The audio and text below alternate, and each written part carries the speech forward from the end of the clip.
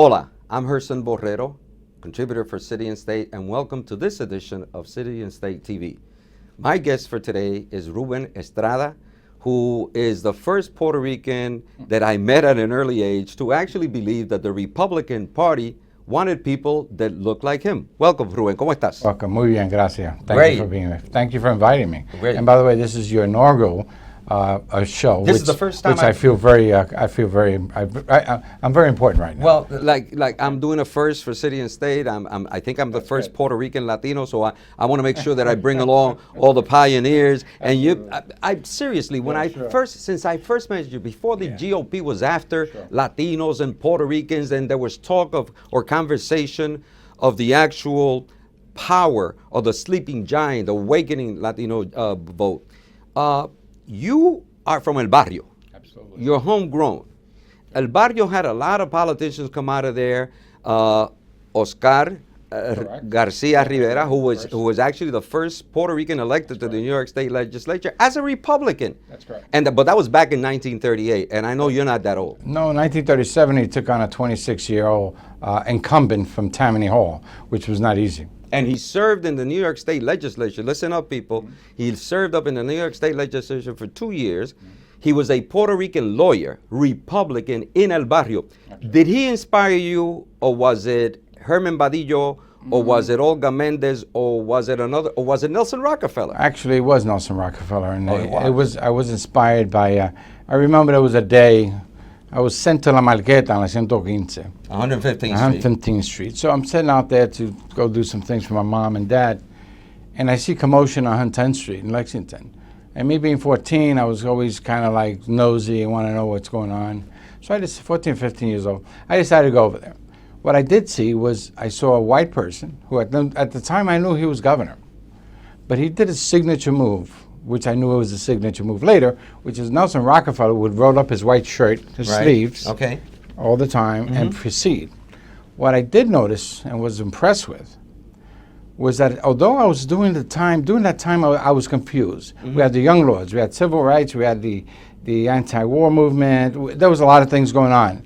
And so you're in El Barrio, and you're watching all of this. And I'm watching all of this. Puerto Rican pride, a friend of mine, the explosion of salsa. All that is going through my brain. I'm coming from a number spot family. You know, there's a lot of elements in my life that I have to make decisions on. So I'm looking at this guy, and he begins to do his speech in Spanish, in my language.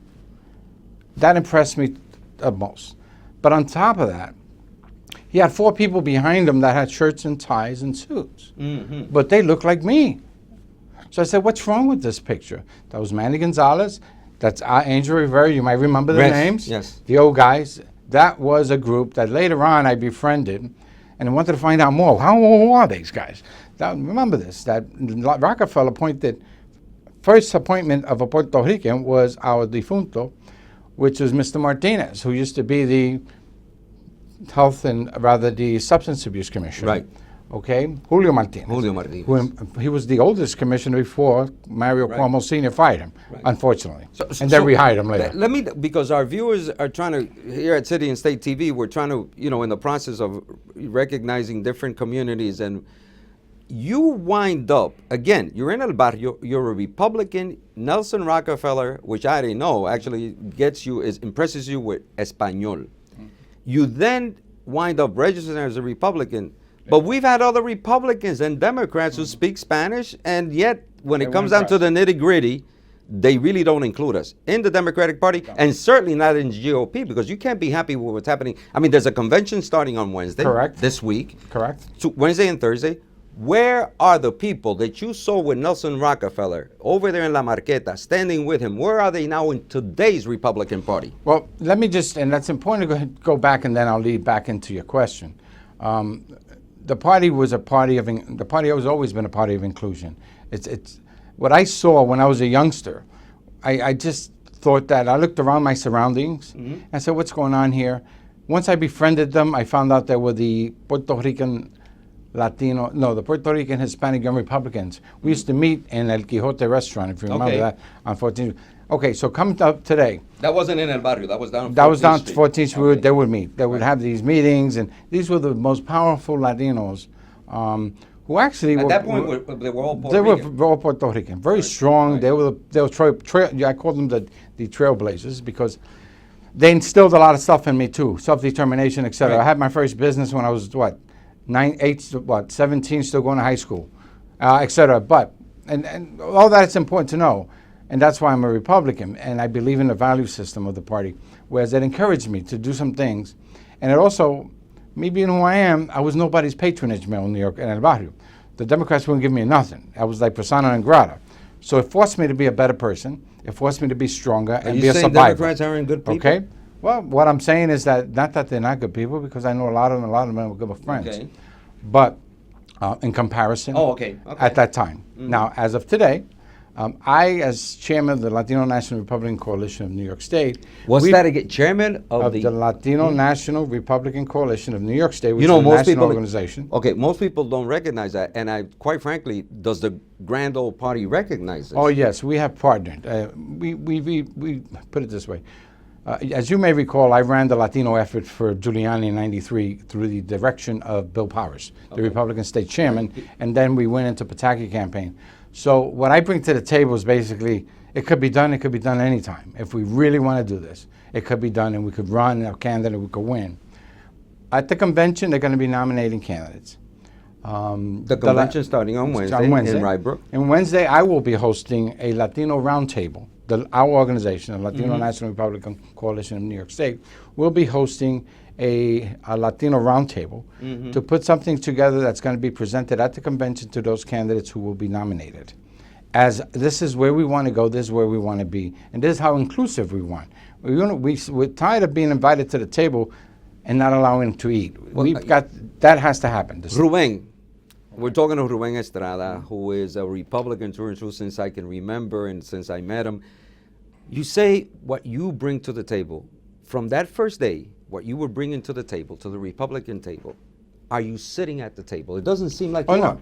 Well, right now I am sitting at the table. I've been able to develop the state committee and I had, in between a few years there, we decided that unless it's a certain way and planned a certain way, we cannot do this anymore, and including Latinos just every 4 years or just every 3 months before the election.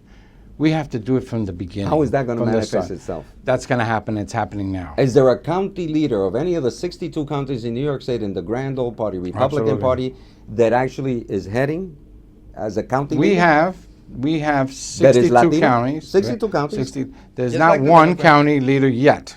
Well, We're working on by the that. way, you're in tough competition with the Democrats. They don't have a Latino either. We don't have one yet. Okay. But what we do have, which is pretty interesting, in my Orange County, where I reside now, El Barrio will be Orange County, the county itself has changed their bylaws, and many other counties are changing their bylaws to allow the Latino group to have a voting right on their committee, which means normally when you have a county committee, the only ones are town and village chairmen who have voting rights. Right.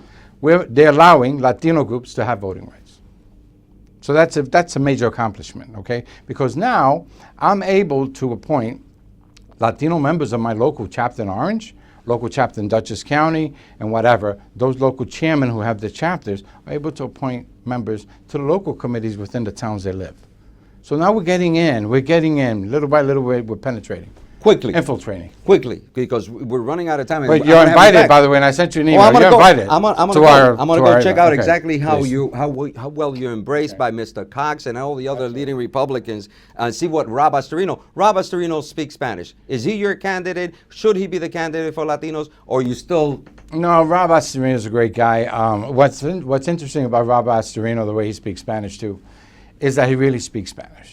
Los ñes and everything, he knows how to speak Spanish. Yeah. Some of those that are just... But he's not talking our Spanish in some of the issues. Well, there might be some issues with the fact that he's not everybody's going to be happy with Rob Astorino. Okay. Rob Astorino has shown his leadership in Westchester County effective. DREAM Act. He has... Are you happy with his position on DREAM Act? Is that your position? My position with DREAM Act is that of, I tell the party every day, we have to embrace those that are illegal, those that are undocumented. We have to embrace them. And the reason you have to embrace them is because their children are going to vote too. So you either do it now or you got to do it later, and you got to convince them later, which is going to be worse.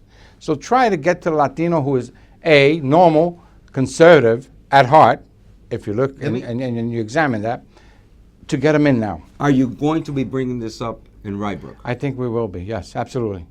No doubt education. You give me an hour and a time, I want to be there, because City and State is going to follow you in that one, because I want to see the reaction of the Republican Party and the platform. Issue. That's a big issue. We'll that's deal an with issue of the Latino effort. Our roundtable is going to be, that's part of our issue.